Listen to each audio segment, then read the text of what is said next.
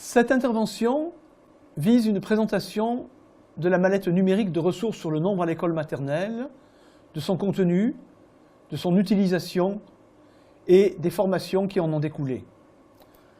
Le projet Mallette est né en 2011 en réponse à une demande de la DGESCO. Il a regroupé un très grand nombre d'enseignants et de formateurs issus de 5 académies.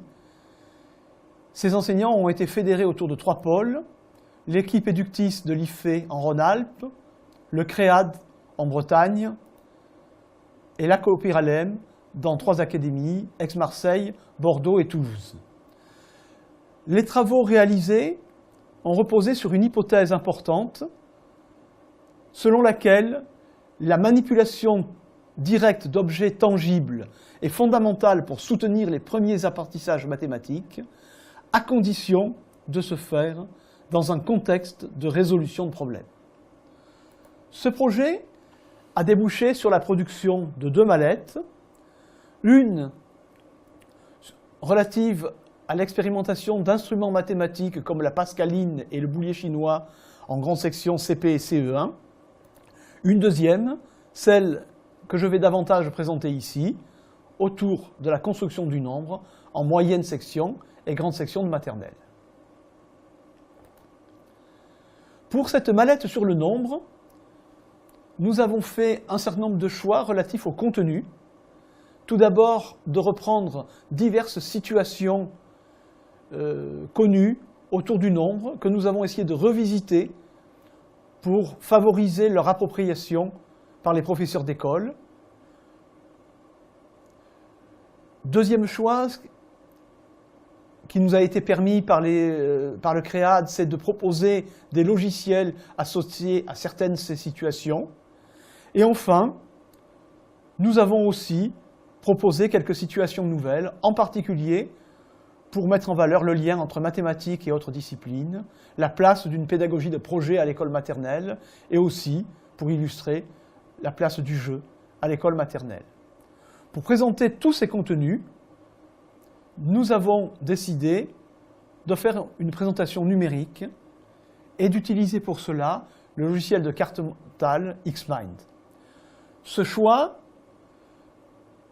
a été dicté d'une part par le souci d'avoir une ressource téléchargeable gratuitement par les enseignants, et d'autre part, ce choix nous permettait une présentation non linéaire, permettant à chaque utilisateur de trouver l'entrée qui lui convient pour s'approprier les diverses situations proposées. Les diverses ressources sont pilotées par une première carte mentale, qui est la carte mentale nombre à l'école maternelle, qui est configurée en 2 parties. Une partie droite autour de la dialectique outil-objet, matérialisée par une branche nombre-outil et une branche nombre-objet, et la partie gauche qui porte un regard plus transversal sur les situations d'apprentissage du nombre. On voit ici les 5 branches en question qui vont permettre d'accéder à diverses situations d'apprentissage. On en a une quinzaine pour l'instant dans la ressource. Et sur certaines situations, on peut y accéder uniquement par une des branches, parfois par plusieurs de ces branches. Le chemin d'accès va être lié à la façon dont l'utilisateur naviguera dans la ressource. La partie droite, autour de nombre-outils et nombre-objets, vise à conduire progressivement les élèves à une autonomie dans l'utilisation des nombres pour résoudre un certain nombre de problèmes que nous avons qualifiés de problèmes sociaux de référence: conserver la mémoire de la quantité, garder la mémoire d'une position, comparer des quantités sans avoir à manipuler les collections correspondantes, ou prévoir le résultat d'une action qui n'a pas encore eu lieu, c'est-à-dire tout le pouvoir d'anticipation des nombres, mais donc s'approprier ces problèmes-là dans une version adaptée à l'école maternelle, auquel on va accéder en cheminant au fil des branches. Vous voyez ici la branche nombre-outils qui se déploie à travers les 4 problèmes sociaux de référence, la branche objet qui se déploie à travers une branche visant à étudier les nombres, leur écriture et la façon dont on les dit.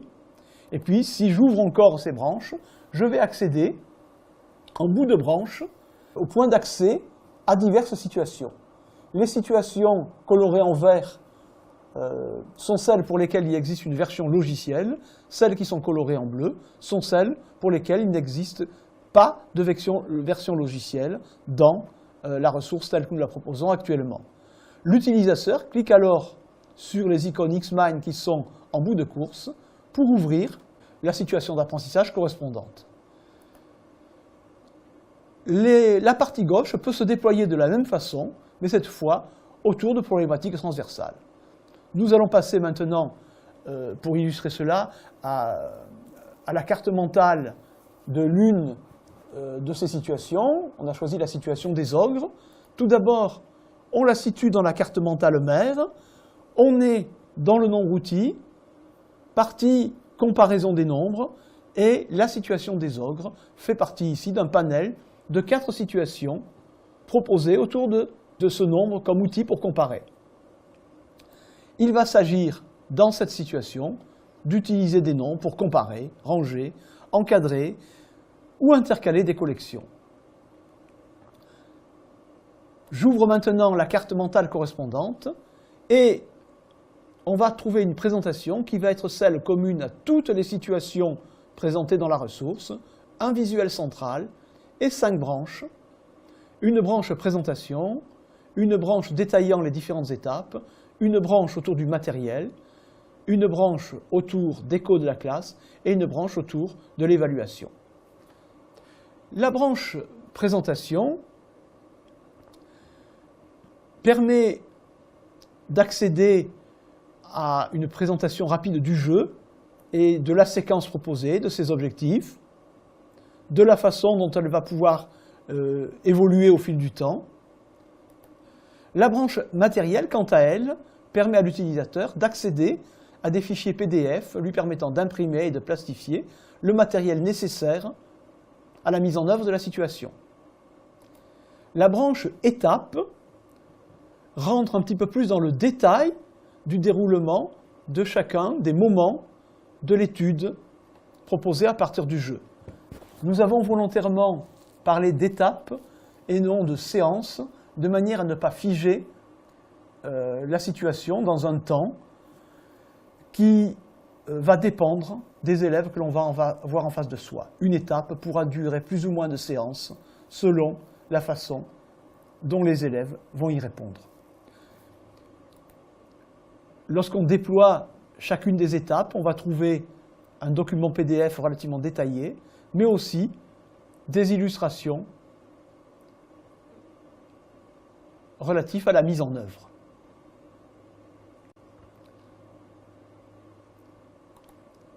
Cette structure, on va la retrouver pour la plupart des situations proposées dans cette ressource. Et les documents PDF, essentiellement dans la partie présentation et dans la partie étape, vont tous se structurer autour d'une série de questions-réponses. Nous avons essayé là de faire l'inventaire de toutes les questions qu'un enseignant, utilisant cette ressource pour construire les apprentissages de ses élèves à l'école maternelle, pourrait avoir envie de se poser.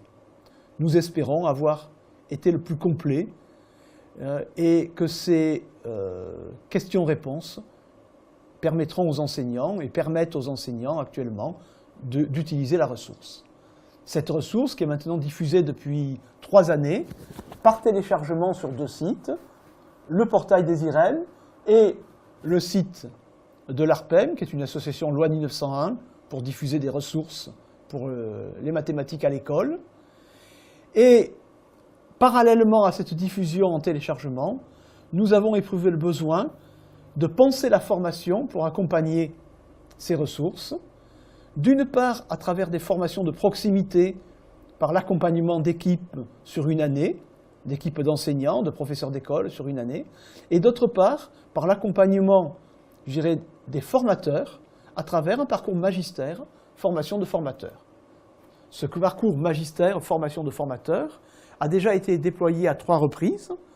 Une première fois en 2017 dans les Vosges, ensuite en 2018 dans les départements alpins de l'Académie d'Aix-Marseille, en 2018 encore dans la région centre, et chaque fois cela a permis de construire des scénarios de formation pour les professeurs d'école, à différentes échelles, parfois des formations départementales, parfois des formations de circonscription, parfois même des formations d'école.